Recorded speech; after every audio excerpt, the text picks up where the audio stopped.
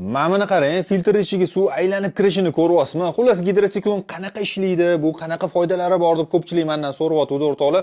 Kelinglar, men sizga bitta sodda qilib tushuntirib beraman bu narsani. Qaranglar.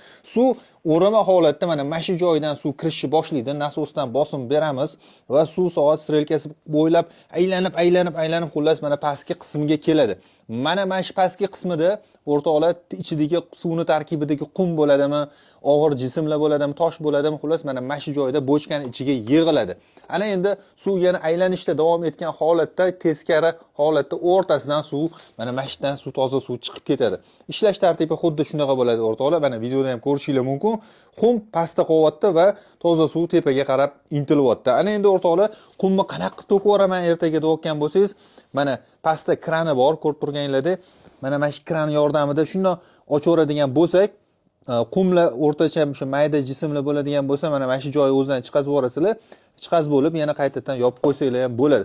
Ishlash vaqtida ham ozgina ochib qo'yadigan bo'lsanglar, shu ishlash jarayonini o'zida xullas ozgina ochib qo'yiladigan bo'lsa, qumli suv, loqa suvlar pastdan chiqib ketaveradi va tizimga toza suvni berishda davom etaveradi. Xullas shu tartibda ishlaydi. Bu asosan kanaldan suv tortadigan bo'lsanglar, o'sha tomchilatib sug'orishda lentalariga musorlar tez tiqilib qolmasligi uchun, undan tashqari o'rtoqlar, bundan keyin bitta mana bunaqa diskli filtr qo'yib yuboradigan bo'lsanglar, yana ham zo'r bo'ladi, chunki yana ham tizimni, ya'ni tomchi lentalarning umrini uzaytirish uchun sizga bu sistema aniq kerak bo'ladi. Shunaqa mahsulotlar kerak bo'lsa o'rtoqlar, kelaverasizlar, o'zimizda bor.